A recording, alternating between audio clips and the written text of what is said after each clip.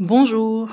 Une fois n'est pas coutume, je ne vais pas lire des extraits d'ouvrages aujourd'hui, mais un article paru dans l'indispensable quotidien d'idées en ligne AOC pour analyse, opinion, critique, que je remercie pour son exceptionnelle et aimable autorisation. Il s'agit de l'article écrit par la philosophe Catherine Larère, publié le 30 novembre 2023 dans AOC, donc, et intitulé Transition écologique, justice sociale et démocratie. J'ai choisi de lire de larges extraits de ce court essai parce que je trouve qu'il met en lumière de manière particulièrement limpide les enjeux de justice sociale qui doivent guider la nécessaire bifurcation de nos modes de vie pour préserver nos conditions d'habitabilité.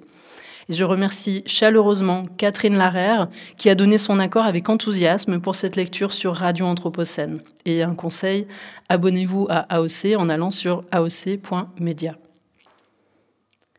C'est la première fois qu'il devient clair pour tout le monde qu'il y a un lien direct entre transition écologique et justice sociale, écrivait Bruno Latour dans un article d'AOC à propos de la situation créée par les Gilets jaunes en janvier 2019. Il s'inscrivait ainsi en faux contre l'idée opposée, largement répandue, selon laquelle la protestation sociale des Gilets jaunes prouve l'incompatibilité entre écologie et économie, entre fin du monde et fin du mois. C'est une idée qui a la vie dure. Il semble pour beaucoup aller de soi que les sacrifices imposés par les politiques publiques de transition écologique provoqueront des révoltes sociales. Ainsi, est-ce au nom de la justice sociale que certains en viennent à demander une pause dans la transition écologique ou une réduction de ses ambitions. Faut-il vraiment choisir entre transition écologique et justice sociale ? La démonstration de Bruno Latour peut être éclairante. Ce n'est qu'au regard d'une conception fortement contestable de la transition écologique que, bien loin de voir le lien entre l'écologique et le social, on met en avant leur opposition. Arguer des droits des plus défavorisés à voir leur mode de vie progresser pour ralentir ou limiter les mesures de lutte contre le dérèglement climatique, c'est oublier que les plus défavorisés sont les premières victimes de ce dérèglement. Nul n'échappe aux effets du dérèglement climatique et des autres composantes de la crise environnementale, mais certains, les plus défavorisés et les plus vulnérables, en souffrent beaucoup plus que d'autres et de façon disproportionnée. Que le dérèglement climatique mette en péril l'habitabilité de la Terre pour les humains comme pour l'ensemble des vivants, c'est vrai en général, mais de façon très différente suivant ceux qui s'en trouvent affectés. La hausse des températures, bien au-dessus des anciennes normales saisonnières, la succession de canicules peuvent se traduire pour certains par de l'inconfort et une atteinte au bien-être. Elles signifient pour d'autres l'impossibilité de continuer à habiter au même endroit. Qu'il s'agisse des atolls du Pacifique, des basses terres du sous-continent indien ou des régions au climat sec de l'Afrique subsaharienne, les pays du Sud global se trouvent ainsi particulièrement affectés par le changement climatique et sont d'autant moins capables d'y faire face qu'ils ne disposent pas des moyens de le faire. Mais les populations les plus désavantagées des pays riches souffrent également d'une surexposition aux risques environnementaux, aux catastrophes naturelles comme aux risques industriels.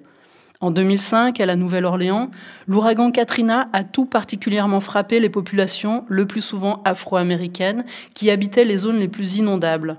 Plus exposés, plus vulnérables, moins résilients, les habitants les plus désavantagés pour des raisons économiques ou à la suite de discriminations ethniques, culturelles ou religieuses sont également ceux dont la situation environnementale risque le plus de se détériorer.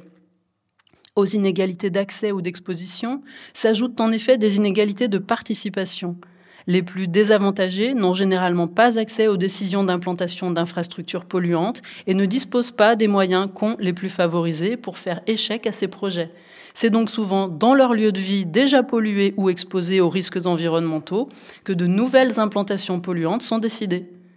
Ces inégalités environnementales sont d'autant plus injustes que ceux qui sont le plus affectés par le dérèglement climatique sont ceux qui y ont le moins contribué, qu'il s'agisse des pays pauvres du Sud global ou des groupes sociaux les plus pauvres des pays riches. Aux inégalités d'exposition, d'accès, de participation s'ajoutent donc des inégalités dans la responsabilité. Ce sont les plus riches et les mieux lotis qui participent le plus par leur consommation et plus encore par leurs investissements dans la production à la dégradation du système climatique. Plus l'écart des richesses est important, plus la consommation des plus favorisés augmente la production de gaz à effet de serre et l'échelle même des inégalités entretient une dynamique de consommation distinctive qui pousse à la productivité et augmente les émissions de gaz à effet de serre.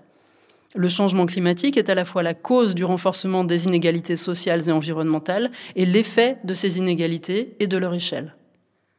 Ne pas engager la transition écologique, la retarder ou la limiter revient à maintenir et plus encore à aggraver une injustice dont souffrent les plus défavorisés.